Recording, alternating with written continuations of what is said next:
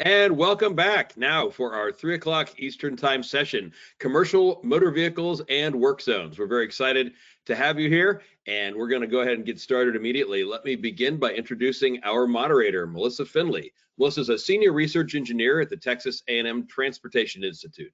She also is the program manager of the TTI Work Zone and the Dynamic Science program. She's been with TTI for over 25 years, and her primary area of expertise is work zone safety and operations. So without further ado, Melissa, I turn it over to you. Thanks so much. I'm going to take a few minutes before we get started with presentations to introduce our speakers today. First up, we're going to have Chris Brooks. He's with the Michigan Department of Transportation's Work Zone Delivery Engineer, and he's been with the department for over 16 years. Chris serves as the technical member of the National Committee on Uniform Traffic Control Devices, Temporary Traffic Control Committee. And Chris is an active member in both ATSA and ARTBA and is a new member of the National Work Zone Safety Information Clearinghouse Subject Matter Expert Panel. We also have Praveen Adera. He's a department chair and professor in civil and environmental engineering at the University of Missouri. He directs the Missouri Work Zone Safety Center of Excellence, which is a joint partnership between the university and Missouri DOT. He teaches and conducts research in the areas of traffic operations, work zones, design, and safety. We also have speaking with Praveen Adu Jimfi. He's an associate professor in the Department of Civil and Environmental Engineering at the University of Missouri-Columbia. His research focuses on leveraging big data, computer vision, and machine learning to develop solutions for intelligent transportation systems and civil infrastructure. Thanks for joining us today, and we're going to turn it over to Chris. All right, thank you, Melissa. So I'm going to give an overview on some of the things that we're doing with commercial motor vehicle safety and work zones.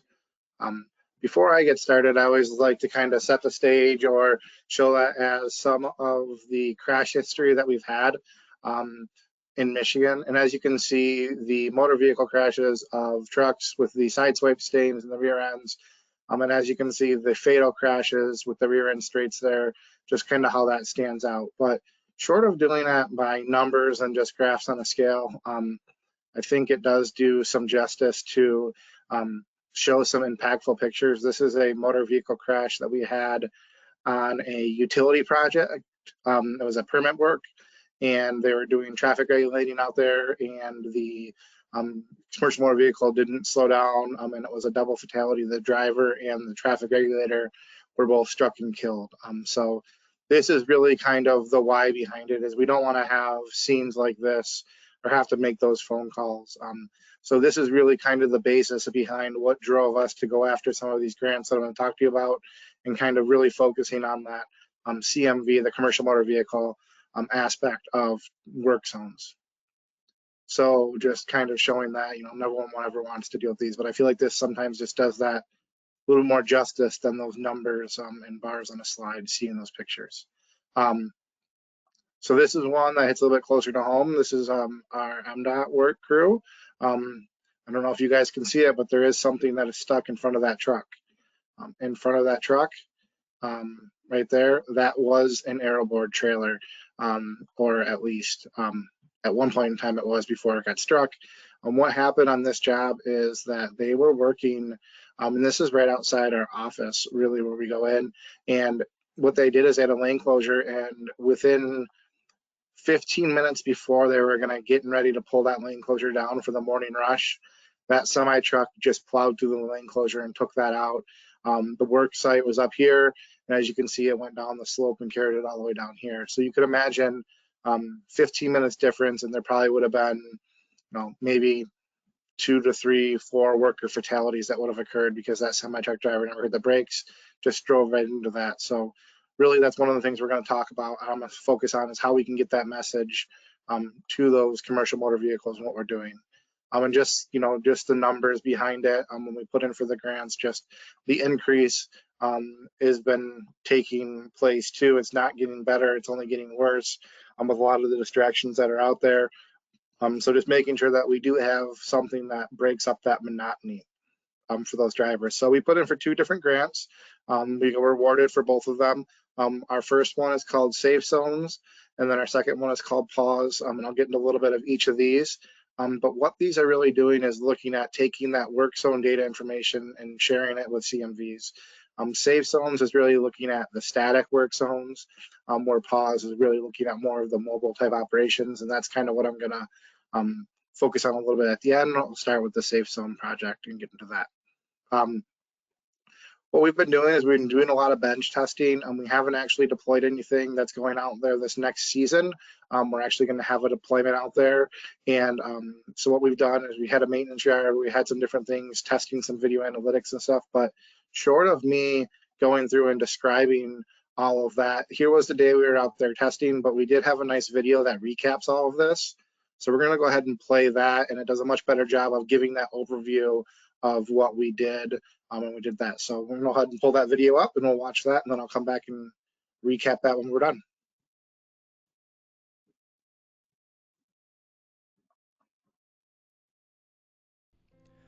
Commercial motor vehicle crashes accounted for 41,854 incidents on Michigan roadways from 2017 to 2019, resulting in 283 deaths and 893 serious injuries. Of those, 1,739 occurred in work zones, including 15 fatalities and 31 serious injuries. The Michigan Department of Transportation recognized this serious problem, and in 2021 received a grant from FMCSA to deploy advanced work zone technology with the goal of reducing such crashes.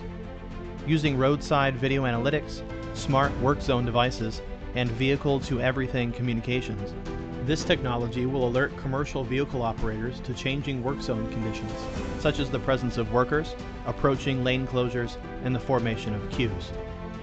Deploying this technology using mobile solar-powered trailers means no existing roadside infrastructure is necessary, and the system can be easily recalibrated as worker crews move throughout the course of construction.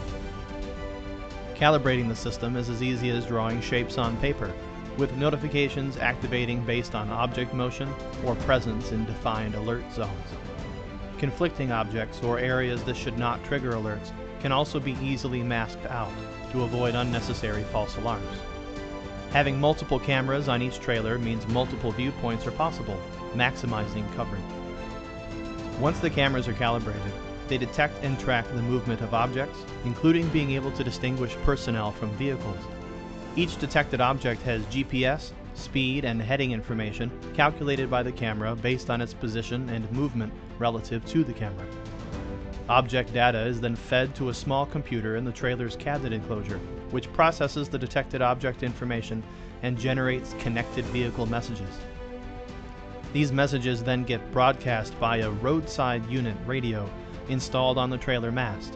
Such messages can be received by devices called onboard units installed in participating fleet and freight partner vehicles on the project, or any other equipped vehicles that may traverse the work zone, producing in-cab alerts and notifications about work zone conditions and objects. Personal safety messages are produced by the system for all detected personnel. Basic safety messages are produced for all detected vehicles.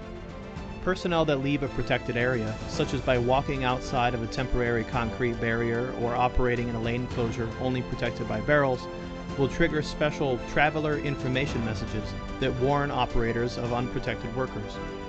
Look out for workers.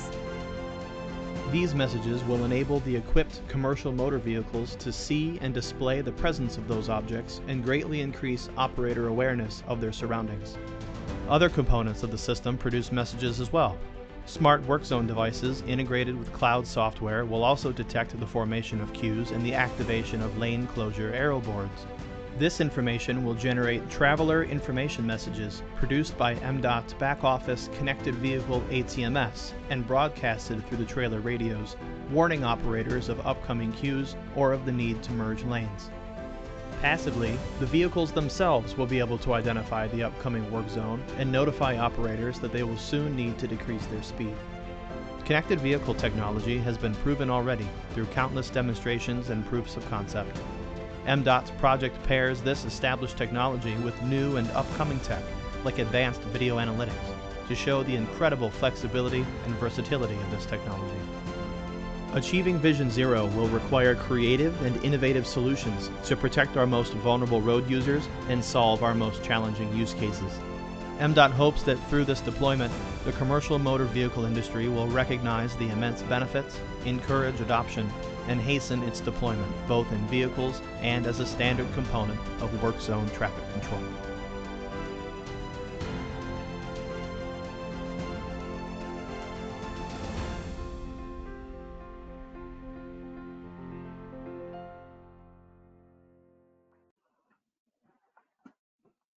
So that just gives a nice little overview of the things that we are definitely working on and some of the things that are coming up. So I think Justin's getting my presentation pulled back up here.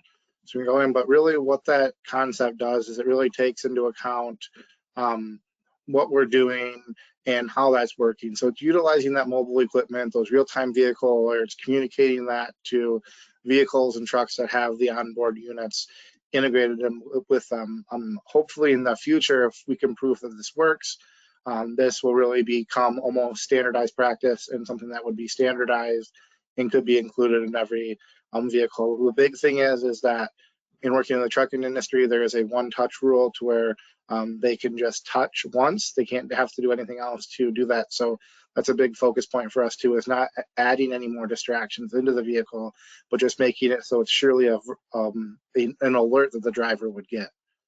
So we did talk a little bit about kind of that architecture, and this always just kind of helps me understand at a high level kind of what's going on, because we always talk about all this stuff. So really we're taking the smart devices that are on the side of the road, those are creating data, those are being processed to a back office system, either by a third party traffic control supplier or coming into a DOT system, and then we're taking that feed and putting it out as a WZX feed to external partners or anyone to grab, such as Waze, Google, things like that, so they can then broadcast that. We also have with this one the roadside unit that's taking that in with that processor that's doing those video analytics that's really helping and enhance those messages as well. So also if we have a stop traffic message, we're sending that out, and then that is going to vehicles that have onboard units. We're talking to those, and then they're also going to your infotainment alert or your cell phone if you're using that for navigation purposes, which you may have seen or probably experienced in your own personal driving ability. So all of that communication is basically going over wireless broadband communication. So just to kind of show you how the communication plan goes, it's all over the cellular network. So it's kind of just going that way through there, just to kind of give you that broad overview of the architecture. Same thing with the traffic control devices. They're coming in that way and then going through our back office system and then out to those parties. So that's how that information is really being shared at a very high level. So once again, I said we have the Safe Zone and the Pause project. So the Pause project is really focusing more on your mobile type work zones. So really the same concept of doing everything, except for the fact that we are really looking at collecting that mobile data. So it's not a static information. So we've done this through a few different demonstrations.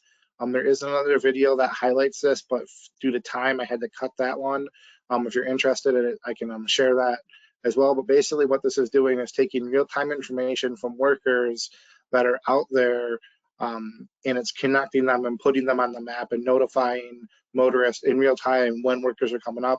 This is a demo we did with GM, so not specifically commercial motor vehicles, but we're leveraging that project and doing that. So we've been testing connected worker vest and that technology for a while now. One of the things that we've done, and this video highlights it here, is it really shows the workers moving around on the roadway. Yeah, Justin, we can just keep going. We'll just show this one. Basically what that last one does is it just has a bunch of dots in the screen moving around, showing how it's measuring someone's movement every minute. And this was a day over 2 days when I was doing some work zone reviews, traveling across the state of Michigan, and just showing you that how the system and how it worked. What happened was went up here, got up to West Branch, and then I think when I was in West Branch and went up, I didn't have it charged, so I charged it in Gaylord, and then it did go through all the Mackinac area in Petoskey, Northern Michigan, where there is some cell service issues, so that was still working and broadcasting that location. But as you could see, if I triggered or were inside a work zone, that would then send that alert. So we have a lot of different partners that we're partnering with. One of them is one of our main striping contractors, PK Contracting, and we're working on notifying the mobile operations striping crews. Is kind of really one of our focus, along with our maintenance direct forces, where they're out there pothole patching, doing things like that. So we're equipping their vehicles to really test this. This is something that is taking place right now. We haven't had a full demo or deployment yet, but we do have our striping crews out there with stuff, and this was a screen capture from someone driving a Stellantis vehicle coming up on a striping crew. This happened last year, and basically they got the alert that the caution maintenance vehicle nearby. It popped up through their dashboard through the Uconnect because of the relationship that some of the vendors have with the automotive companies, and we're hoping that this can be expanded in the future. So some of the use cases that we have, there's a whole bunch of them, but just kind of make sure and think about where this would really work. If we have our special crews, they're going out something pothole patching, crack sealing, maintenance work where you're not there for a period of time, you're kind of popping up, going, so there's not a long-term set location, and even like snow plows and things like that. Just making sure that we're sharing those locations so that way those drivers know that something is approaching them. So that's really what I have in a nutshell. I know that was a pretty high-level overview. Hopefully in the future we'll have data. This next year we're putting in the system out, the video analytics system out on I-94 on a concrete patch project. So we'll have a lot of high-risk worker exposure. We've had a few worker fatalities in the past couple of years doing that operation. So we're really hoping that that notice to the motorist in the commercial motor vehicles driving will really control that traffic, let them know the queue is upcoming, and prevent those rear end side swipe crashes, and even have people drive a little bit more respectful through the work zone when they know people are out there actively working. So with that, that is all I have, and I think we're waiting until the end of questions, so I will pass it back to who's up next.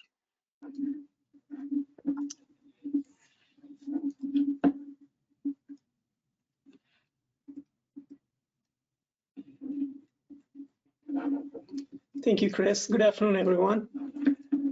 In Missouri, about 40% of all freight by weight is transported using commercial motor vehicles. So in November 2021, as we were coming out of COVID, Governor Mike Parson created the Missouri Supply Chain Task Force to look into any supply chain problems that the state was facing, the citizens of Missouri and the businesses were facing, and to identify potential solutions to address those challenges. Now, one of the recommendations of that task force was to develop communication methods to safely and effectively communicate with CMVs, the operators in the trucks, without posing a safety risk to the driver and the traveling public. So that's what got this project started. And MoDOT issued an RFP that we responded to and successfully received the award. So we are close to wrapping up this project. The final report should be out within a month. So this presentation will go over a summary of the different tasks that we completed in the project. So the objectives primarily were to look at what state DOTs, the practices were in communicating with CMVs, electronic notification systems, that is, and also to do a needs assessment workshop at the DOT where we worked with industry and public sector partners on various things related to CMV communication. And lastly, we also developed data standards and specifications and an API to demonstrate how this relevant data can be collected, managed, and also shared with any end user. To start us off, we looked at the literature, what was available in terms of electronic notification systems. We found 4 different areas that focused on CMV communication. The ATMS systems, that the prevailing ones, may not be specifically targeted at CMVs, but they include data that's relevant for CMVs in addition to passenger cars. Now, this is incident-related data, travel times, delays, and so forth. 511 systems, the same thing. information about weather, road closures, parking, and so forth. There are some unique information systems just for commercial motor vehicles. FMCSA has one, the Commercial Vehicle Information System Network, for fleet tracking, regulatory compliance monitoring, and so forth. And then the variable message signs, that's just a mode of communication for this particular information. And we also looked through the literature on anything about what the future will look like, what people were working on in different states. In these areas, there was a lot of discussion around integration, and Chris mentioned that too. In Michigan, vehicle to infrastructure and vehicle to vehicle communications using cellular and dedicated short range communications. There was mention of using AI mostly for predictive applications. Internet of Things came up across these four domains. So the first task we did was to survey 30 state DOTs, and these were chosen from the Mid-America Freight Coalition and then also the Institute for Trade and Transportation Studies.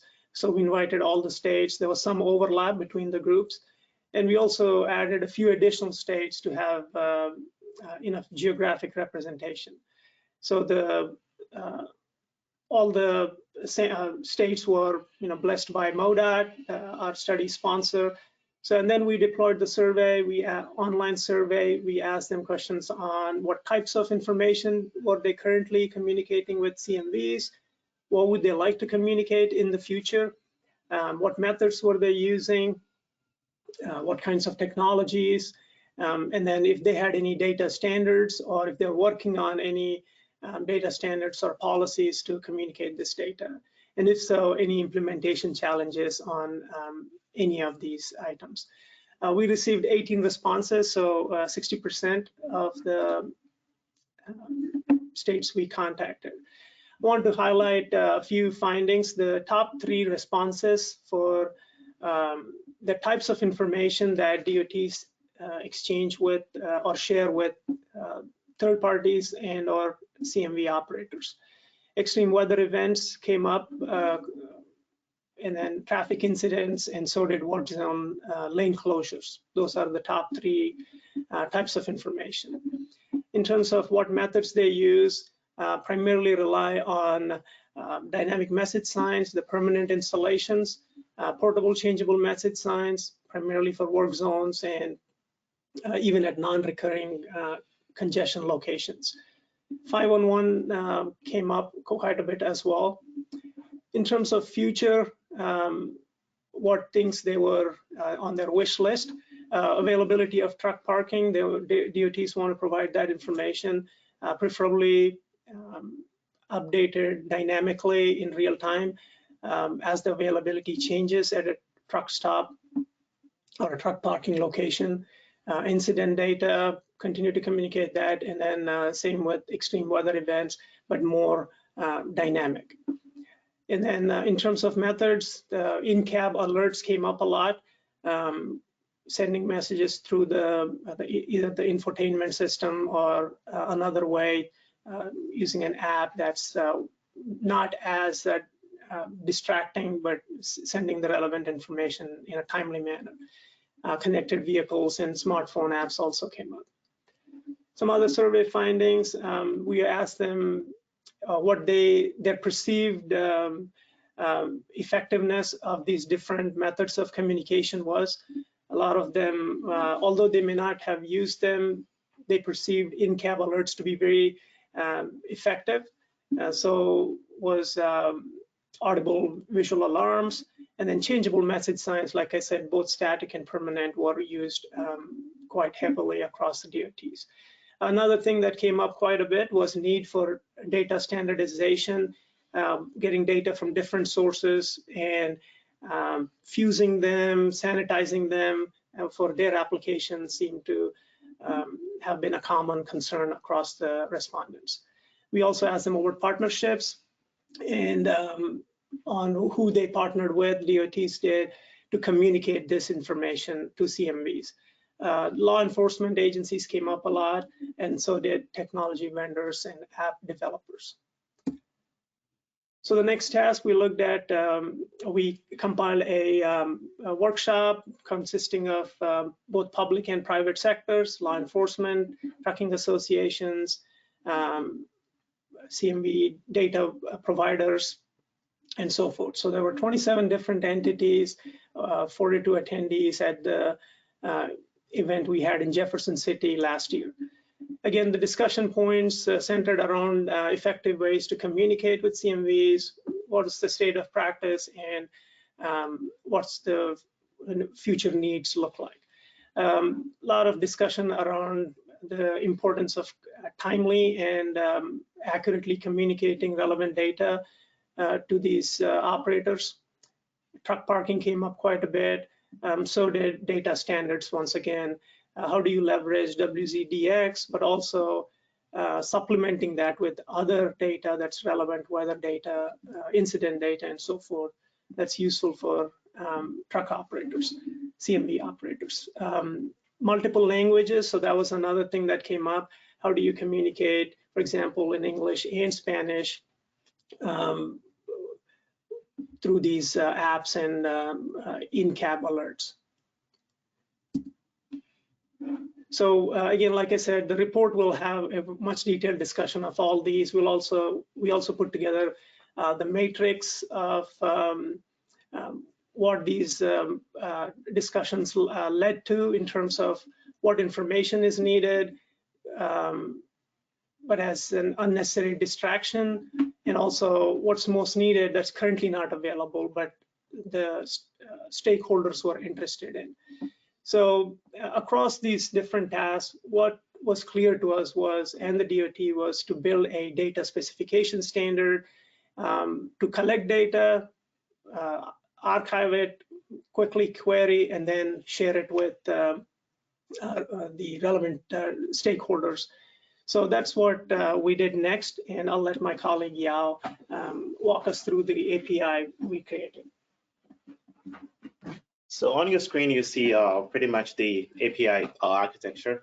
The goal is basically, can we standardize all the different data sets that CMVs need, and in one place push all those data sets to third-party vendors, so that DriveWise, PrePass, Waze, and the others. And so that was pretty much the goal here.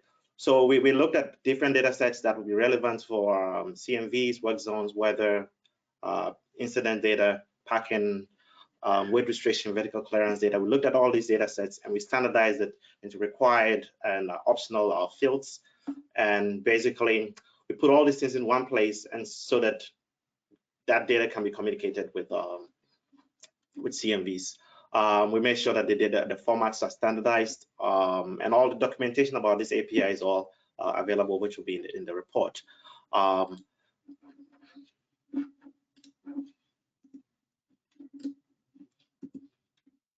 Okay, so just to communicate how the API works, we basically built a UI that demonstrates how the API works.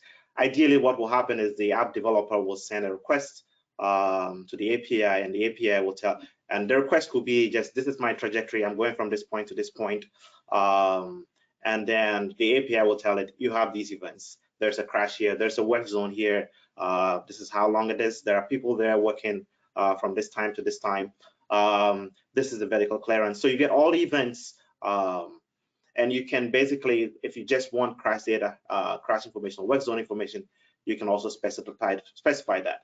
But this UI is just to demonstrate what the application is doing. And if I can get the video pop up here, just to show how the UI works. So basically,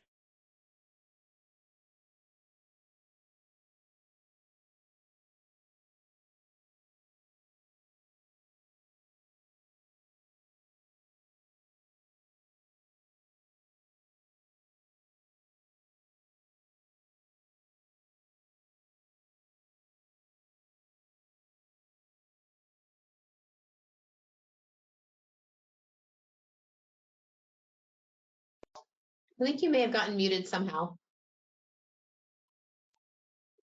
Am I That's better. You're back. good? Okay, so pretty much, as you can tell, for each route, you're getting basically all the events that are needed on that road. If there's any clearance restriction, you will get that also. Parking information is also there. We don't have dynamic parking information right now, but once that's integrated, we should be able to have that. And this is the API. Basically, that's what the app developers will they can send in the coordinates, they can send in polylines, and then they get events based on that.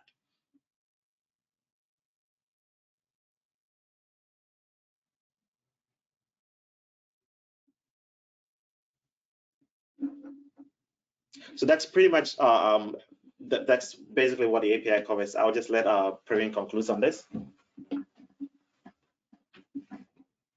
Yeah, thank you, Yao. So in conclusion, I would say one of the main findings of this, or contributions of this study, is helping us move towards the data standardization for CMV applications. So WZDX was a big advance.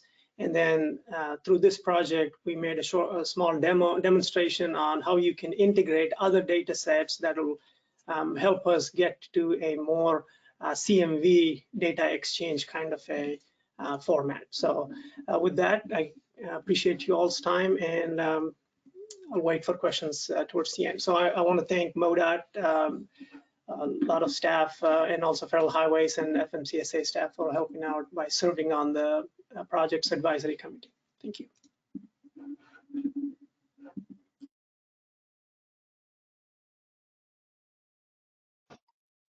Thanks so much. I'm going to spend just a few minutes. I was asked to go over some ongoing research topics that have to do with CMV safety in work zones, just to give you a little teaser for some things that are ongoing that you can keep your eyes on.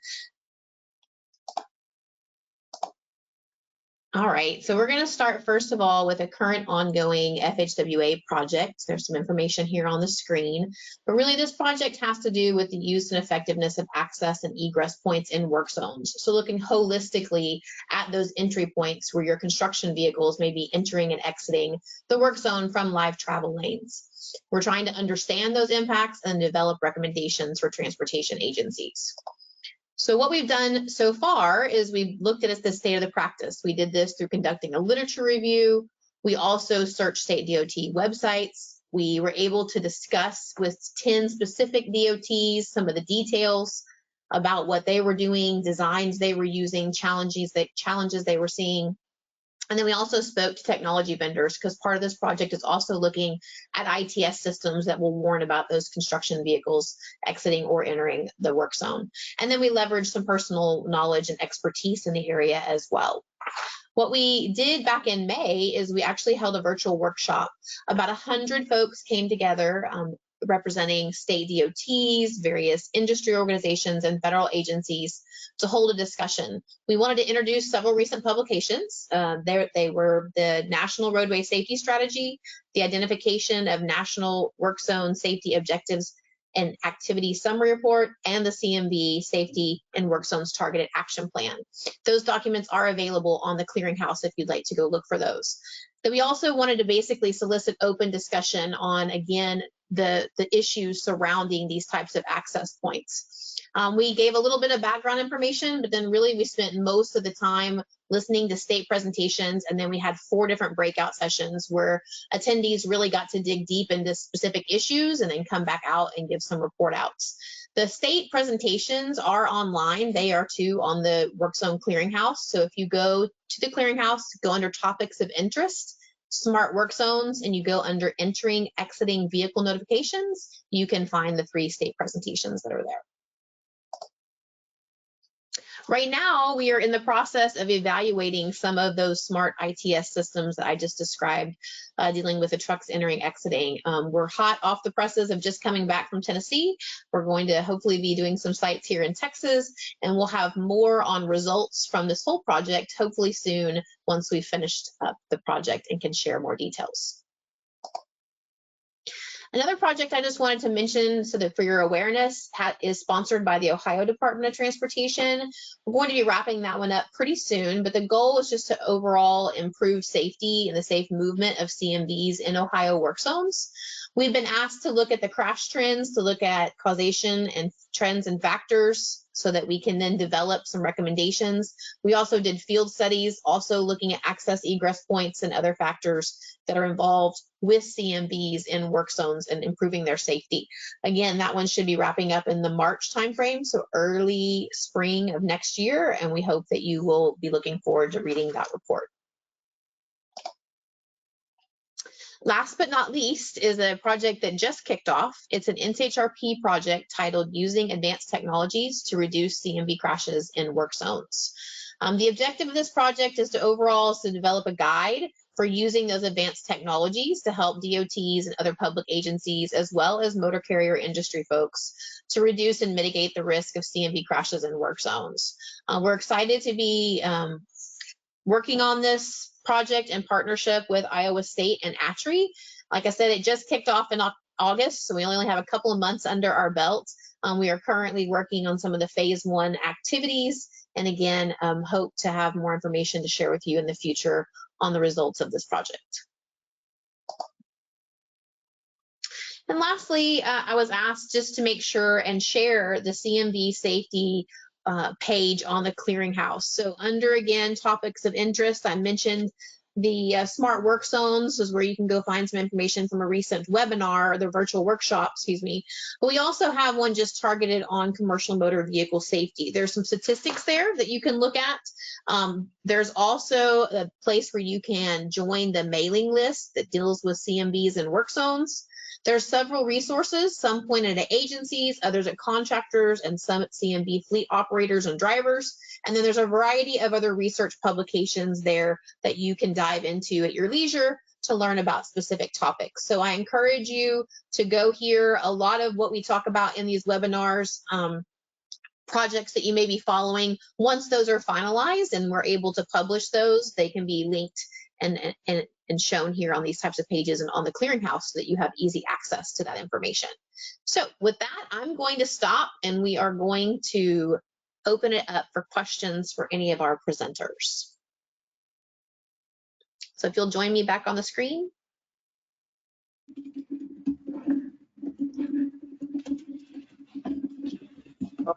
Melissa, a question that has come in, and I think this jumps back to Praveen's presentation.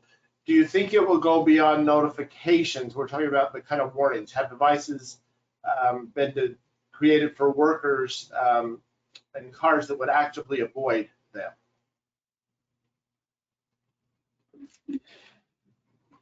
So right now it's mostly notifications. So we are receiving the data from these different sources and then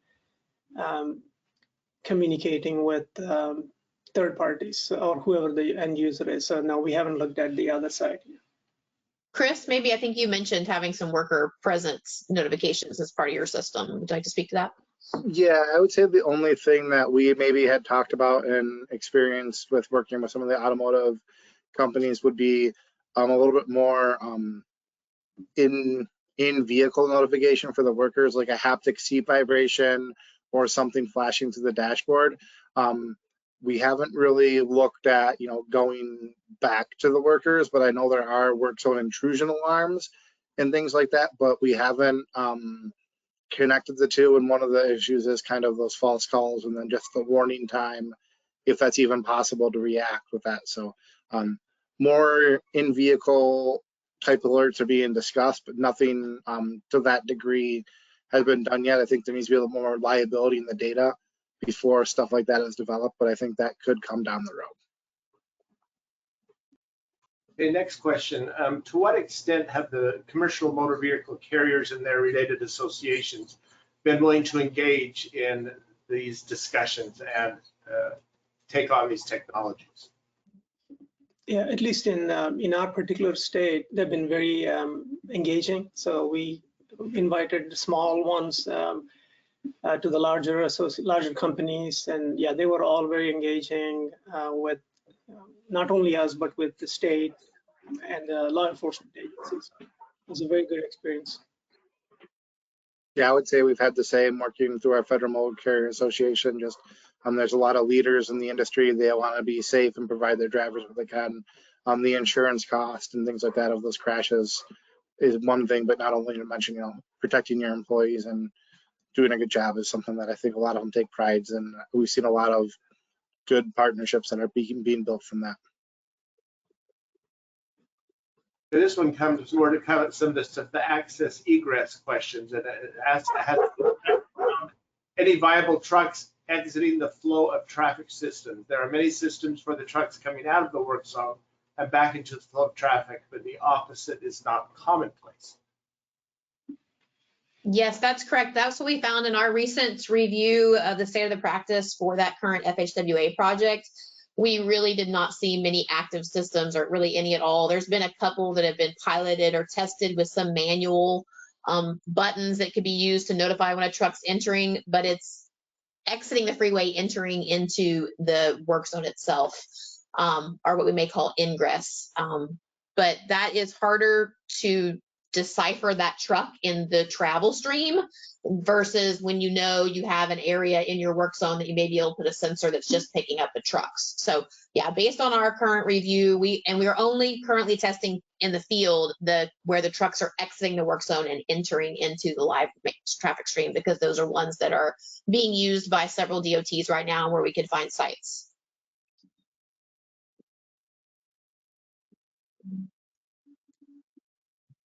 What do you perceive the next step will be in engaging commercial motor vehicles and making the work zone safer for them? I think the next step really is, I would say, would be looking at, federal mandated requirements and making some of this stuff universal. I think we're still learning a lot of what's there, and it's not always all taken into account. But I think having that there and requiring that, something that's going to really drive that. Ravi? Yeah, for us on the data standard specification side, the way we built this API and all the related specifications was completely aligned with the WZDX and the TDX standards that Federal Highways has been helping support and develop. So our hope is that the next steps will be the Federal Highways or whoever takes over these standards that we put together, and that's where they can take it to the other states to make sure it becomes a standard, or at least has a starting point, and then they build upon this as a standard for all CMV related data. So we know sometimes that technologies are available to reroute commercial motor vehicles in the event of a road closure or an accident. Is there efforts underway to reroute trucks when there are active work zones that may be difficult to navigate? Yeah, as part of the grant, that was one thing that we were working on and talking about. One of those things that is still something we want to investigate with how we could get that message to them in a timely manner. We were really focusing on right now on the alert and getting it in there, but I think once we leverage that communication into the vehicles, I think there is that partnership that could be done. It's just a matter of sometimes when the diversion point is so far away, it's really hard to know what will be taking place by the time they get there, because if we're talking someone coming across the I-94 corridor, they may be having to make that decision and before they even get to Michigan as to which route they potentially would take. And if all of the corridors and all of the things aren't labeled, then it's hard to direct them to another area where they may encounter another work zone. Just ours, per se, the one in Michigan was marked and the others routes may not be. So I think eventually we'll get to that point.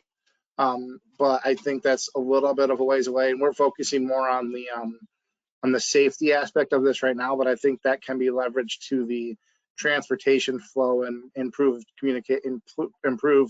transit aspect. But I think the safety aspect is kind of the low-hanging fruit that we're focusing on first, and then eventually, yes, it'll build to that, but I think that's the next step in our point of view in Michigan, at least. Melissa, that is all the questions that have come through. So back to you to wrap up. All right. Well, I just want to thank our speakers today. We appreciate your time and your information that you shared. Again, we will be back here shortly. I'll turn it back over to Matt. All right, folks, thank you very much. That was a wonderful session. We really, really enjoyed it. So this session is about to end, and then you have about a 10-minute break. So we'll see you at 4 o'clock for our last session of the day, Smarter Work Zones. Thank you. Thanks, everyone.